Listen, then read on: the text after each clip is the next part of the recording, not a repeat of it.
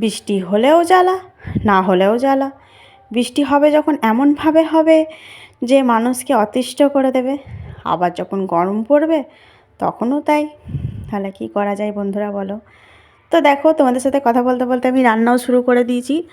আজকে আমাদের পাড়াতে চলে এসেছিলো বাড়িতেই ইলিশ মাছ বিক্রি করতে। তো দাম দর করে নেওয়া হলো। প্রথমে কত বলেছিল জানো বন্ধুরা? অনেক বলেছিল, কিন্তু আমার শাশুড়ি মাতা খুব সুন্দর দাম দর করতে পারে, তো সেই হিসেবে নেওয়া হলো। তারপরে রান্না, তারপরে দেখো তার মধ্যে বৃষ্টিটা একটু থেমেছিল, তখন আমি ছাদে চলে গেছিলাম তোমাদের সাথে ওয়েদারটা দেখানোর জন্য। দেখো চারিদিকটা কিন্তু ভিজে, আর সূর্য মামা তো দেখা নেই, কারণ বৃষ্টি হচ্ছে কন্টিনিউ 2 দিন ধরে একভাবে বৃষ্টি হচ্ছে। তাই সবই বৃষ্টিটা থেমেছিল, তাই জন্য আমি ছাদে একটু চলে গেছিলাম তোমাদেরকে শুধু দেখানোর জন্য চারিপাশটা। তো দেখো চারিপাশটা। আচ্ছা, আমার ছাদের ভিউটা কেমন বন্ধুরা অবশ্যই একটু বলবে তো, ছাদের ভিউটা তোমাদের কেমন লাগে? আর আমাদের ছাদে উঠলেই ফেমাস হচ্ছে বাঁশবন, মানে বাঁশবাগান। যেদিকেই তাকাবে শুধু বাঁশবন বাঁশবন বাঁশবন। তো যাই হোক, তোমাদের সাথে ভিউটা দেখিয়ে দিলাম। তারপরে আবার ফিরে এলাম আমি রান্নাতে। এইদিকে দেখো আমি রান্না করছি। প্রথমে তো ইলিশ মাছটা করে নিয়েছিলাম, তারপরে পটল ভাজা করেছিলাম, ঢেঁড়স ভাজা করেছিলাম, তারপরে করলা ভাজাও করেছিলাম।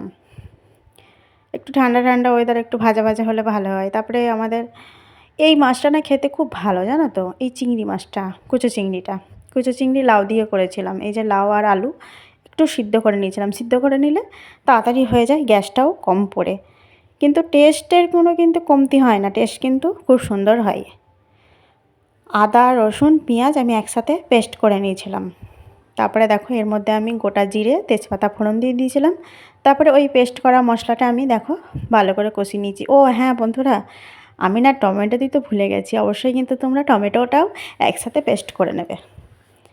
আমি যেহেতু ভুলে গেছি তো কিছু করার নেই, ওই জন্য আমি আর দিইও নি, টমেটো ছাড়াই রান্না করেছি। কিন্তু তবুও দারুণ হয়েছিল খেতে, সবাই কিন্তু খুব নাম করেছে। আর এই রান্নাটা আমার খুব নামও আছে, সবাই বলে খুব ভালো হয় খেতে।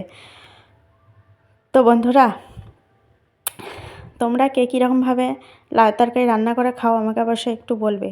আমরা কিন্তু এরকম করে খেতে খুব পছন্দ করি, সবাই ভালোবাসে বাড়ির। তোমরা কীরকম করে খাও অবশ্যই কিন্তু জানাবে। আর আমার রেসিপি যদি তোমাদের ভালো লাগে অবশ্যই লাইক কমেন্ট করে দিও। শেয়ার করতে বলবো না, কারণ এটা তোমাদের ইচ্ছা, কিন্তু লাইক কমেন্টটা কিন্তু অবশ্যই করে দিও, নাহলে কী করে বুঝবো তোমরা আমার ভিডিও দেখছো? লাইক কমেন্ট করলে তোমার পরিবারেও আমি যেতে পারবো। ঠিক আছে, লাইক কমেন্ট করে যাবে, সেই কমেন্ট ধরে আমি তোমাদের পরিবারে চলে যাব, আমি যাদের পরিবারে যাই না। নতুন যারা দেখছো অবশ্যই পেজটাকে ফলো করে দিও। আর আর কি বলবো বন্ধুরা, এতক্ষণ ভিডিওটা দেখার জন্য অসংখ্য ধন্যবাদ। সবাই ভালো থেকো, সুস্থ থেকো, টাটা বাই।